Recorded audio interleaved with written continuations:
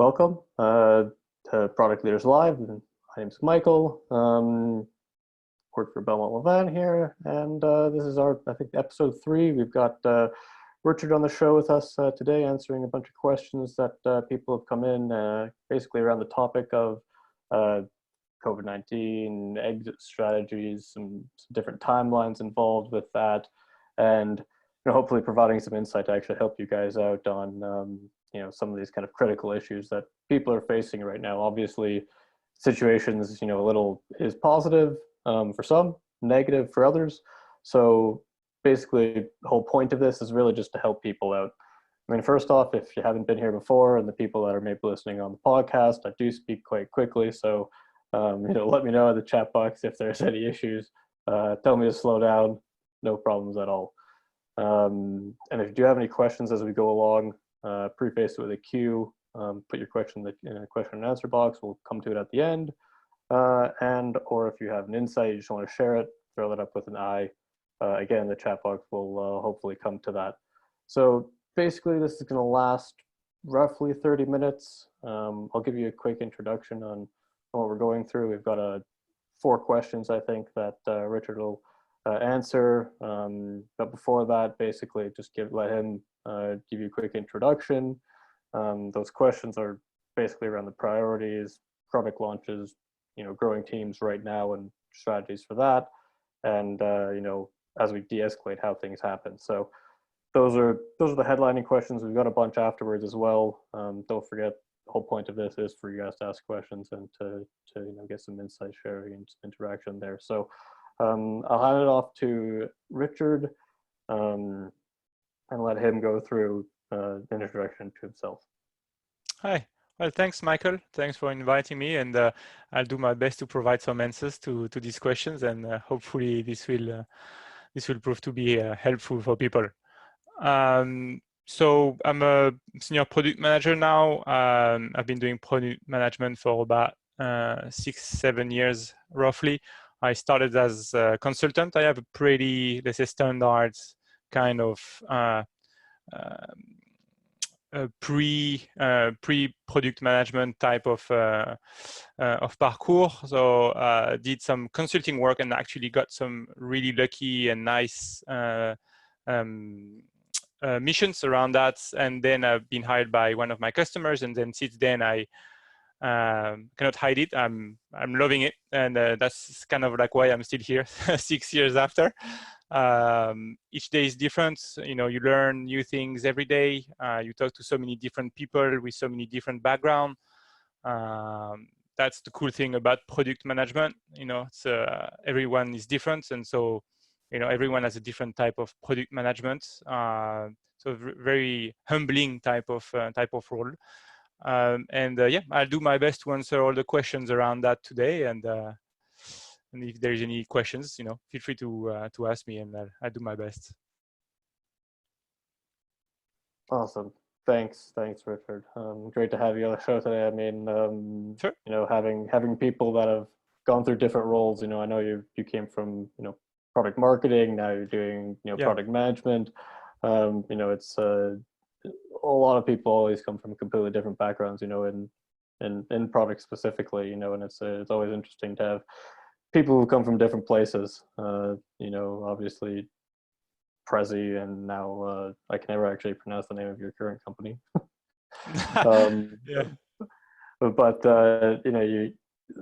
it seems quite varied, and hopefully people will find some value in that. So gonna go through, I guess, first question that we had here was essentially priorities on essentially short to midterm versus kind of the changes that COVID has brought and will continue to bring, and trying to balance those things. Obviously you can't just simply drop everything and, do what, develop every single thing that you're doing for COVID. But at the same time, you can't just continue along the path that you were going down unless, of course, somehow that's completely integrated. So maybe how are you guys approaching that, and kind of what are your thoughts? Well, this is a really, really wide type of question. And to be frank, right now, there isn't such a thing as like, you know, mid or short or long-term priorities. It's more about what's happening yesterday, what happens today, and what's going to happen tomorrow, really. Even though it's really always, it's really important to keep in mind, you know, the crisis will pass. There will be a kind of, like everyone says, like a new normal, and this will arrive sooner, hopefully sooner than later, and every countries will arrive to that phase. Right now, the situation obviously is, apart from e-commerce and other very few sectors, is being really rough. So only e-commerce might say these days, you know, it's quite positive for these guys. But truth is, it's really hard for most of the companies out there right now. So it's really important to keep focusing on that positive aspect, that this is going to pass. This is really, you know, a short period of time. So we have to keep that in mind. It's really important. In terms of priorities, really kind of also relates to the financial situation of your company at the end of the day. You know, truth be told, in this time, more than ever, cash is king. Hence, you know, any project that will bring cash really fast might take a higher priority in your priority lists. And I think it will be also kind of like really a good time to reassess your spending habits. For example, you know, there is two ways to look at this issue in a short term. Is to see everything that you can bring in, but also everything that you can lower down on the cost side. So it might be worth having a look on your software expenditures. As a product manager, I'm the first one to always pay for like new things that arrive, all the latest cool flow software or the latest chat or the latest thing. And at the end of the day, it's true that product management end up being like a huge cost in terms of software expenditure. So might be worth having a procurement tool right now, I'd say, and to start having a look at that. So yeah, when assessing like the short to mid terms, I'd say this will be like a really good starting point in terms of looking at where you actually spend internally the money. And these are like really easy, quick wins. It's not like something that will take you months. Something you can evaluate. You nailed out this evening, and tomorrow morning you can have like a clear picture of how much you can save right away. So that's you know, like this type of quick wins definitely go up in the priority list. And we've definitely done that internally in my current company. Is, you know, we've what are the things that we can cut right now. Also, I think, you know, there is not a better time to actually reassess your backlog. You know, all the project managers, I think, you know, you all have like, you know, this backlog of ideas that you've been boiling for the past couple of months. And I think right now it's the best moment to look at that and reevaluate all your priorities that you've had in the past, because something that was worth gold for your clients 3 months ago might be worth nothing today. And right now it's also a moment for great opportunities. So it forces you to be really agile in terms of priorities. Don't try to stick to your 1 or 2 year priorities now, where you have gold opportunities right now. Just a couple of days ago, the French government, to give you an example, in the travel industry, decided to bail out Air France. And the one condition is that they won't compete anymore with SNCF, with the train services. For some routes. So, boom, you know, it's like from one day to another, that's an opportunity. So that's the kind of things right now that you have to really change your mindset. So in terms of for product managers, that really means to be lean and flexible. Is your priority today might completely change tomorrow. Yeah, with that quick kind of, I mean, obviously everyone kind of wants to be agile, right? But at the same time, most people really aren't. You know, your time horizon isn't days or weeks. It's normally months and years, right? So I mean, and it's kind of like, okay, yes, we obviously want to look at that possibility and what effect, maybe these changes are going to have, but if you don't act on those things, you're going to miss out on huge opportunities because these aren't going to essentially happen again, right? Correct. Correct. Yeah, that is completely true. So, and it's never been a better moment to actually focus from the customer's value point of view. So, as a product manager, that's the key number one thing: is what is the value you're bringing to your customer, and more than ever, now it's the time to really focus on that. So if you don't do that right now, I would really really highlight the need of like really focusing on these key initiatives. So if you don't use OKRs, for example, as a framework to frame, what are exactly the customer value that you can bring to your customers, definitely do that now. Choose the main and the most immediate customer value that you can find and roll them out. And I think we can talk after, like further down the line, on like how to make sure that this actually happens, because there needs to be some flexibility in terms of the way you organize and you structure your product teams to be able to jump right away on these initiatives. Definitely. Yeah, I mean, I think on our first episode with Michael Saka from Dribble, talking about essentially the same kind of the same thing. You really need to be able to do that in order to kind of succeed. Make sure that whatever you're doing actually has value for your customers, and you can, even if you don't have that much data, you can, if you can get to the right people, even 10, 15 interviews, set them up for what they were doing, right? So that could be something that is a big focus right now for people. Yeah, that's completely true. Yeah, and lots of benefits, further down the line for the entire company. Definitely, and I think that leads straight into this other question. Product launches, which was, if you have a ready or near ready product, does it make sense to launch it now or wait for a better time when there could be more impact? I'm assuming that this is probably more like, obviously, if you have a COVID kind of, tracking app, this isn't your question, but, but I'm assuming that it's something. So maybe if your product isn't exactly related to the crisis, or, is maybe something else, maybe that's what this is kind of more focused on. Yeah. Well, the funny thing is there such a thing as a ready product? I mean, that's a good question. I think this is a really good question, and it like triggers a lot of thoughts. I think there's a real mistake for PMs to think of a ready product, and also to think as a.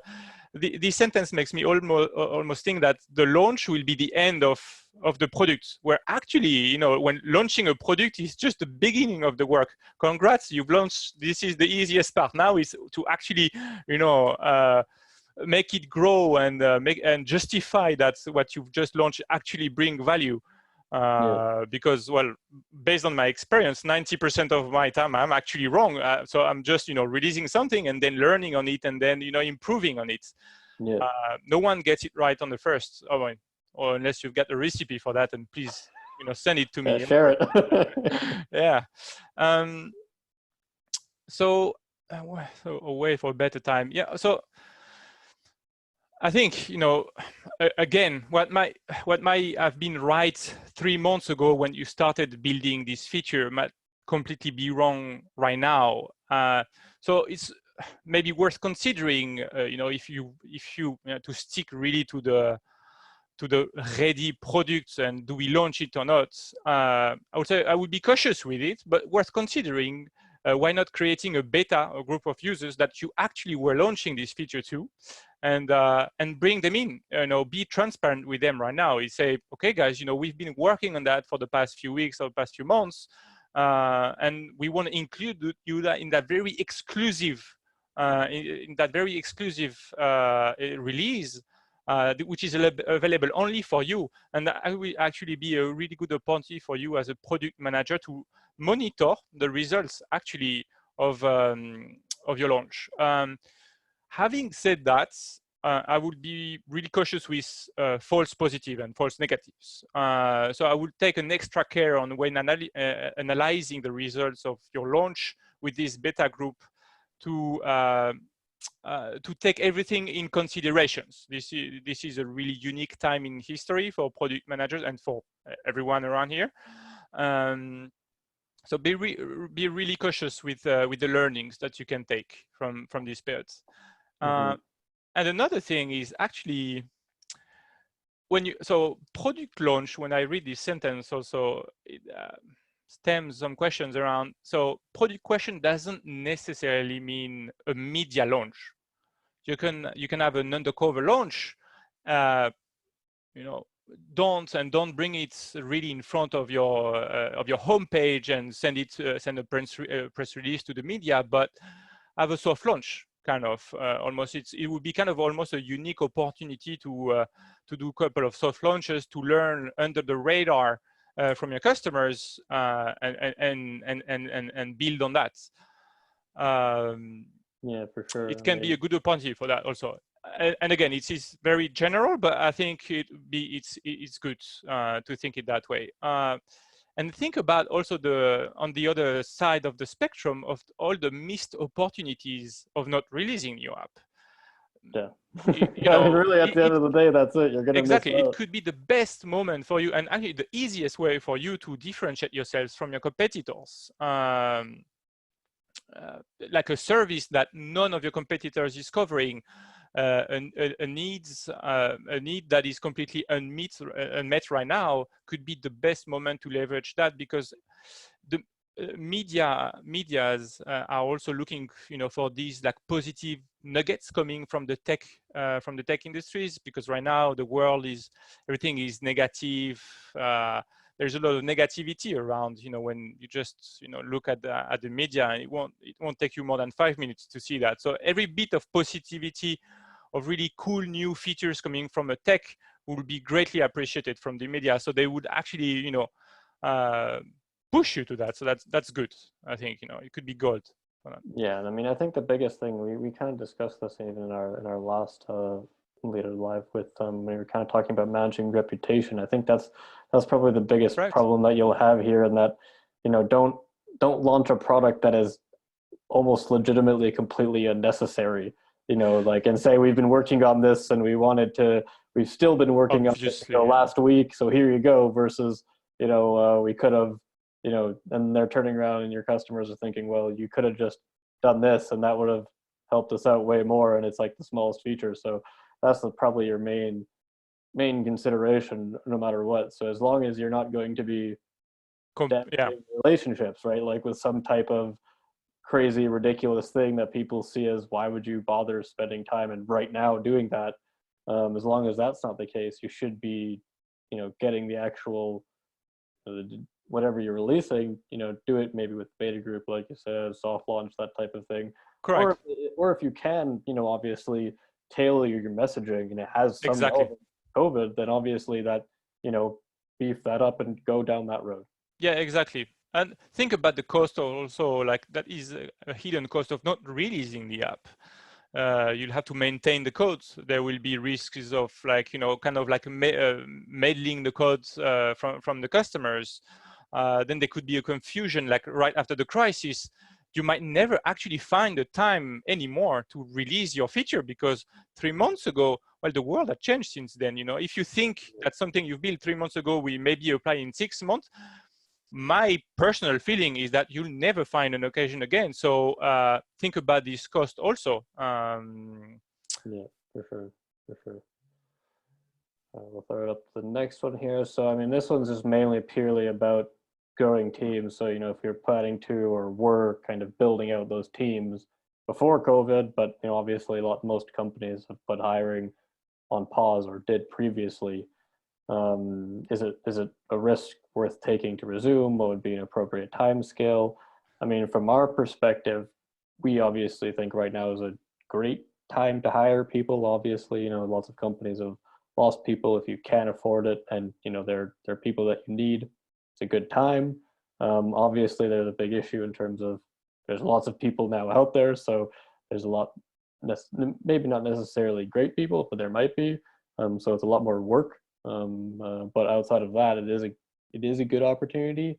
but it is a risk in terms of, you know, balancing that from people's perspective of, you know, how important this position actually is versus, you know, what your position is in terms of, like, kind of like we discussed, cash and everything else. But you know, these people won't be available again, you know, in 2 or 3 months. So, you know, that's how we're seeing it. I don't know, you know, if how you guys see that and what your advice would be. It's true. Yeah. Yeah. I mean, there's a lot of talents available right now in the markets, unfortunately, as you said. And fortunately and unfortunately, you know, there's always two sides to the same story. Um, yeah, I mean, there might never be such a great time to make, you know, awesome talent acquisition right now. Just yesterday, Airbnb announced that they laid off 25% of their entire employee base. You 1,800 know. people, I think, Yeah, something like that. correct.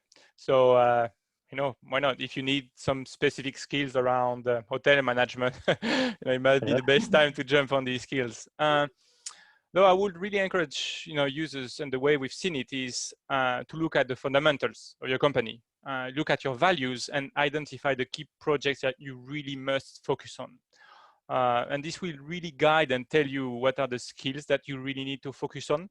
So internally, for example, here we've decided to put some stop in recruiting um, in some of the profiles, but but on the opposite side, to actually push on some other profiles. So if you might to put it in a more general context, you know, tech companies right now is the best moment to maybe look at the product and the engineering force, because if you want to emerge strong and build kind of like a differentiated product, it's right now that you have to build it. So you have to invest in your product right now. So hence investing in product and engineering. But to reflect on the point, and I think this will be the directly answer to that, is it needs to be like a strong review on your product organization, and it has to be set up accordingly, really, to this kind of like war time, I want to call it almost, because 3 months ago it was like, you know, peace time, everyone was growing, it was good. Now this is war, really. And the idea of your structure really needs to promote extreme agility. So there is a buzzword of autonomous team, and I think if companies don't have that, I think this is the right moment to really embrace this practice, is to make sure that you build this task force or autonomous team that can work in isolation of all the rest of the company and really deliver meaningful products. And for that, you need to, well, if you don't have these talents internally, you need to get them right now. Yep. And if you have them already internally, then it might be interesting to actually look at how you can make sure that the org structure supports this setup of fully autonomous teams. So yeah, I think, you know, for the companies out there that are lucky enough to have funding, which is more scarce, it's a more scarce resource right now. You know, fundings in crisis time, investors are like more careful when they decide to invest. But for the lucky enough, I think, you know, right now is the best time to actually acquire these talents and build these setup internally to really deliver super fast these quick wins that this period is bringing us. Yeah. So yeah, I think it's quite positive, and the appropriate time scale, I think it's today. I think there's no point in thinking like 6 or 1 year. I think it's a decision that needs to be taken right now. And in the company that I'm working right now, and I know in the companies that I've been working in the past, this is what's happening. It's a great opportunity to actually review this internally and think, what are the profiles that we really need to focus on? And here it's highlighted product and marketing, but, you know, it could be something. It could be sales for some organizations, or it could be something else. Definitely.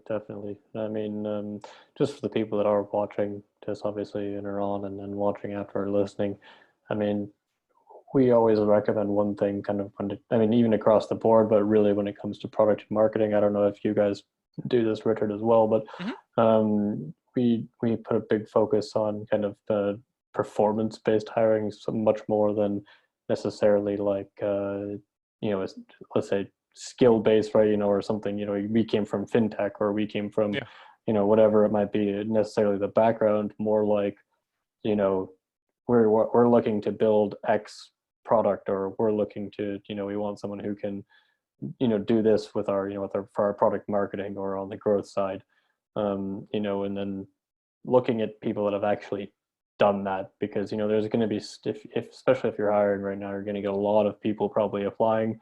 I'm seeing jobs that are 200 people have applied, and a month ago it was 5 people, it's so there's a much more selection criteria, and a lot of people are going to probably have similar skills, right? I mean, you can't really just say, oh, we're going to have this guy who's worked with Figma or something.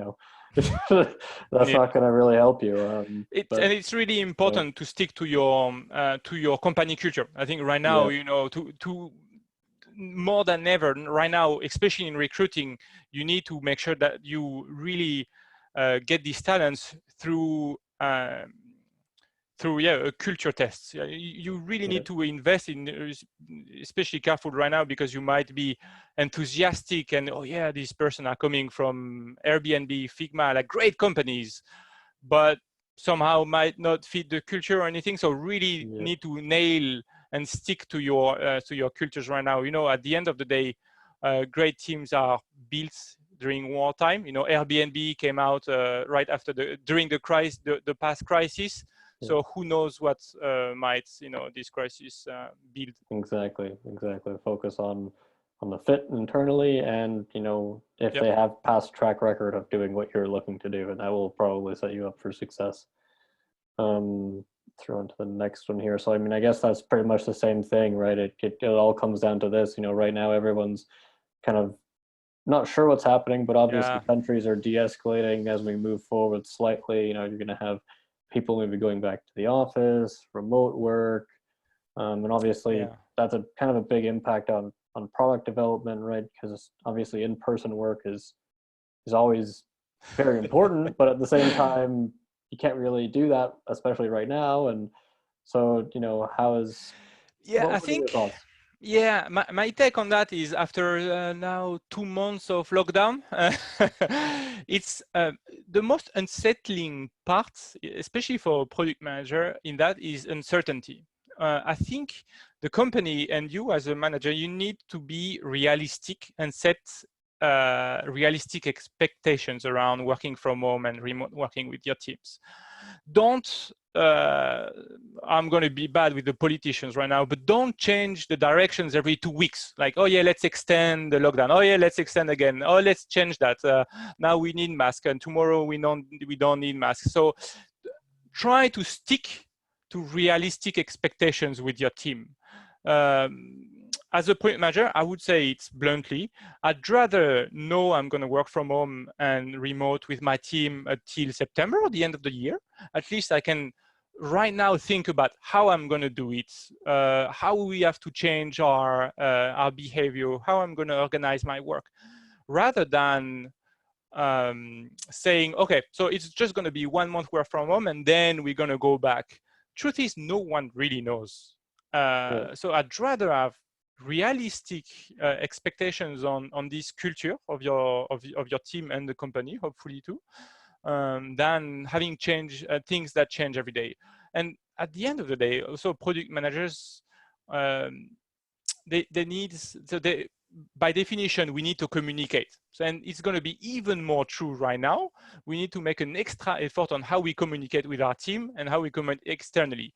So if it's not even right now in your DNA, this work from home, total transparency in the communication, that needs to be in your roadmap in terms of management right now. Things that an open culture. I would really encourage CEOs to take the floor and have an end of week every week to have like a state of war, a state of the week, and be completely open with all the employees. Take the time to have a Q&A. Don't have like a one direction type of communication with your team. As a product manager, I do that more than ever. Is retrospective. Take the time to have questions and a two-way communication between you and your team, and invest in tooling. I think if we're going to be in work from home until September or God knows how long, then I would say look at tools that would really enable you to have to keep the efficiency at maximum. I've started using Miro now for quite a while, and it's brilliant. I think there's a lot of also of buzz around Figma. Why? Because Figma right now it's even more relevant than Sketch. It's because of all this collaboration feature around Figma. So things like that right now actually is I think also a big advice for the teams. Definitely. I mean that at the end of the day, that makes a lot more sense. If people are wondering what's going on and they don't really know, it's not really comfortable for them, right? They're not really focused as much on their work as they could be, versus if you set a policy saying, look, we're country's doing this, or wherever you're located, but we're planning on working from home till X date, 3 months in the future from now. So let's plan for that. And correct. We're going to come back on what we're doing closer to that date, so that people have a little bit more stability in what's going on. Yeah. So very much like Wall Street, the traders hate uncertainty. It's exactly the same thing here. yeah, definitely. So, I mean, I guess, recap here. I mean, it's not too, I don't want to go through too much of the stuff, but obviously, we kind of talked about the priorities in terms of, your mid to short-term priorities aren't necessarily what they used to be. Mid to short-term is not 1 month to 6 months. Now it's tomorrow and next week. Yeah, so exactly. That's really what you should be looking at, if you're especially, versus what you're trying to do. It's not really so much of a balancing act as it is as being agile, which kind of goes into again, product launches. Is it worth it to not launch products or to wait? Not really, unless your product's going to make you look horrible. If it's not going to, if you're not launching a new car that is the gas guzzler or something, then you're probably fine. But maybe explore some of those things like we talked about, the beta launch or beta group, to launch out to, or soft launches, that type of thing could be super useful. Growing teams, that's pretty self-explanatory in itself. Right now is the best time, but do put some extra effort onto the side of culture fit, and not just looking at skills, but really looking at performance, and how that matches up with what you're looking to achieve. De-escalation we just talked about, so I think we could probably leave that there. I do have some other questions. I'm not too sure if anyone has any there. Don't see too many that haven't been answered, but I do have a few here that were asked previously. Teomir there, he had asked, well, I guess we already kind of talked about this, but for many online people, kind of like e-commerce, this is almost a blessing versus a problem. So if you kind of look at that aspect, is there a situation where, is that kind of blessing going to run out as we kind of exit this? And is that something that people should be looking to take advantage of? Well, I almost want to say that it's up to them. It's up to them to make it stick. Really, I mean, there is an opportunity. If they don't grab it, then I'm pretty sure then it's gonna go back again, like with a slowdown. It's true that this has been not so much a lack of a V form type of crisis, as everyone said at the beginning, like, yeah, it's going to be a V form, no worries, it's going to be back up real soon. I think, the truth is we've been months in that, and I think, we'll still be like a couple of months in still. So it's more of like a U-shaped thing. So people have had time to actually build new habits So something that I've never done before is I've actually started shopping online myself for clothes. Like it's not actually something like stupid because I'm a geek, so I shop for everything online except for clothes. But now I've taken the habits of doing it online, and you know, like I've been doing that like for 2 months, and I actually don't know if I'll come back to the old school brick and mortar store. Now I'm used to do that now Yeah. so it's really up to them to really take this opportunity and build these hooks that will make people stay. You know,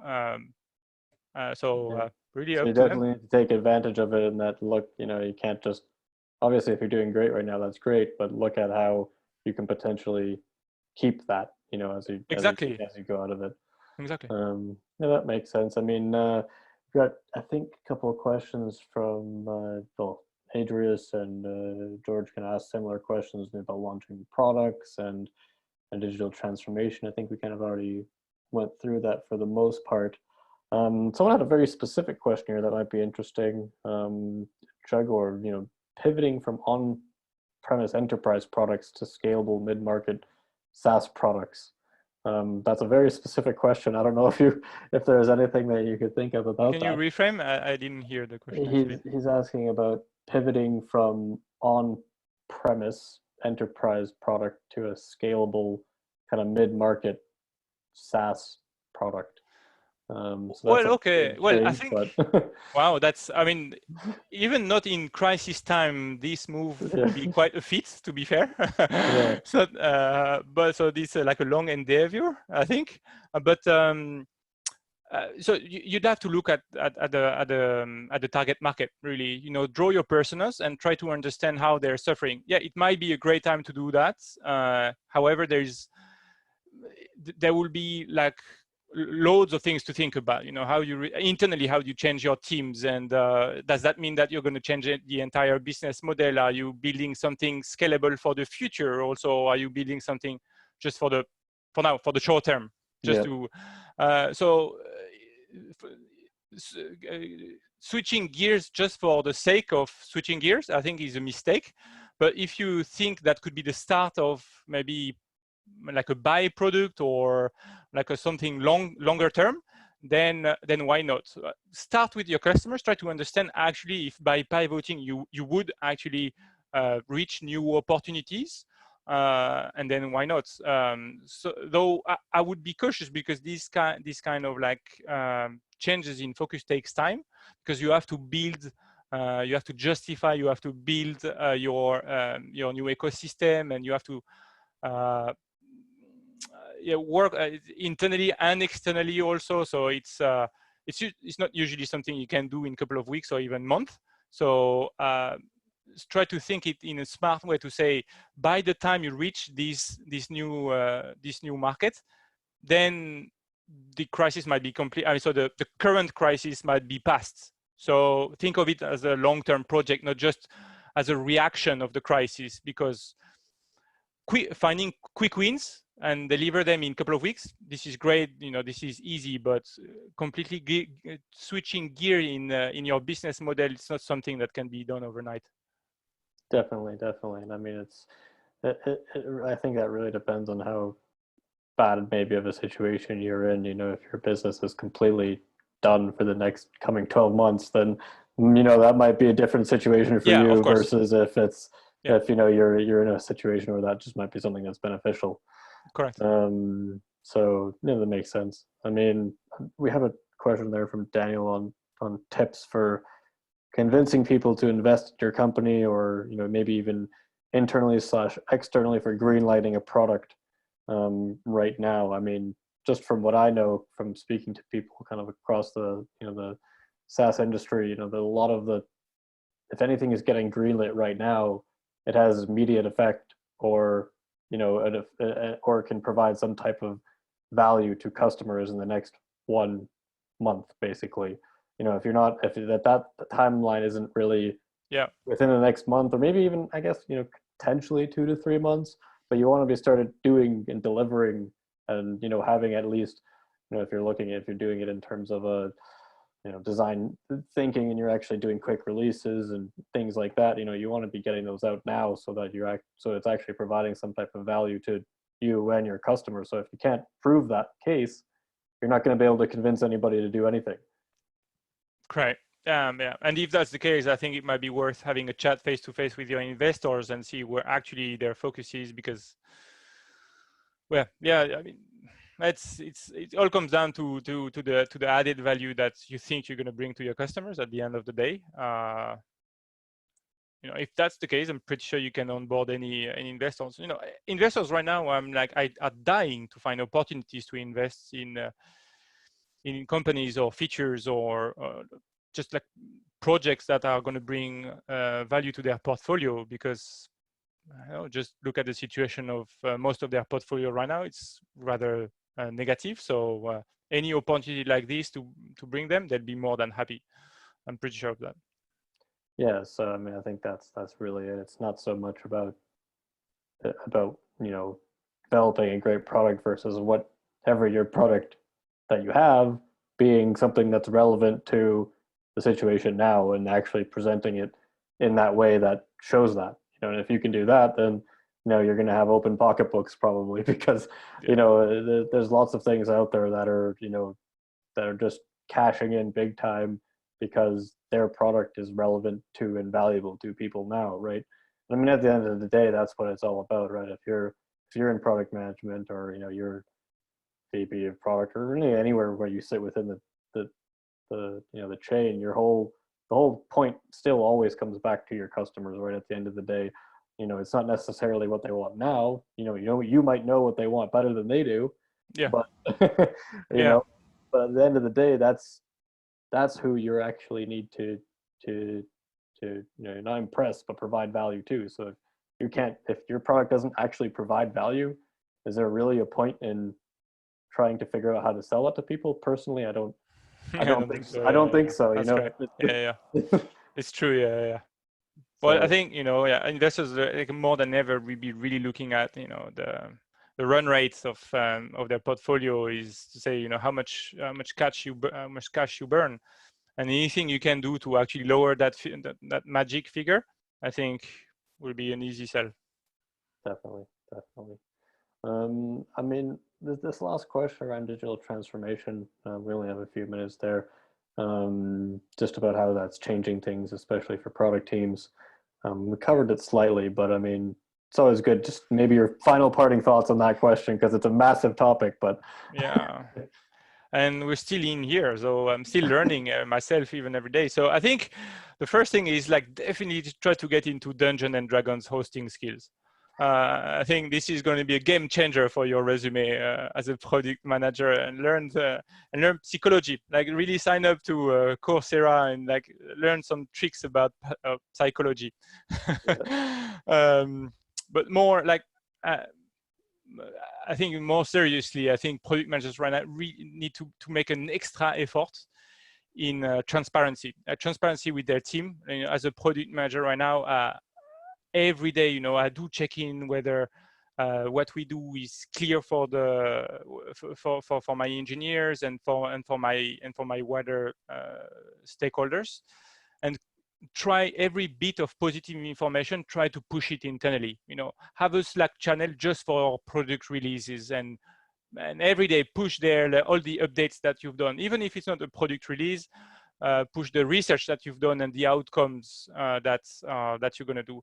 Share your PR FAQs. So PR FAQs are documents usually where product managers put all their thoughts in writing about why they're going to do these projects, how they think it's going to impact the business, etc., and it's working backwards for the customers.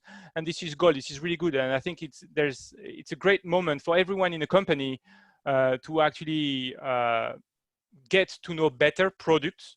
And I think this is the best moment to start really communicating with these people that needs these positive nuggets from product management. I think that would be my parting thought is communicate, and be transparent about everything. Awesome. Well, Richard, like I said, I mean, is there anything that you want to tell people about in terms of what you guys are doing, or this is your time to shout out, yourself and your company if there's anything that you want to tell people about. Well, I think we're in with everyone. Everyone is in the same situation. There are the lucky ones and the bad and the unlucky ones. I think generally it's a good moment to really look at your backlog and reevaluate everything that you've been thinking about, the things that you should be doing for the past 6 and 12 months, and change a little bit the way we prioritize things. I personally changed fundamentally the way I've been thinking about prioritization, where I was using more like traditional models like type Moscow type or things like that. I've been really focusing on everything that is a quick win, whether it's internally or externally. I've been really focusing on that, and I've completely changed all the different tools and framework that I've been using in the past and adapt them to these like super paced environment. So yeah, I think that'd be my parting think about yesterday, today, and tomorrow. What are you going to do? Awesome. Well, it was awesome having you on the show, Richard. I mean, for Sure. anyone that needs anything, or wants to have a chat a little bit more, or ask Richard any questions, just let me know and I can pass them along, or I'm sure you can ping him somewhere on LinkedIn or something like that. We'll have the recording up for anyone who does want that. So for anyone on right now, you can throw that into the chat box to me, or just send me an email afterwards. I already have a bunch of people that do want that, so I'll get that across to you. And that's pretty much it. So I really Awesome. appreciate you having on, and all the best, and hope everyone has a great day. Cheers. Thanks so much, Thanks. Richard. Have a great day.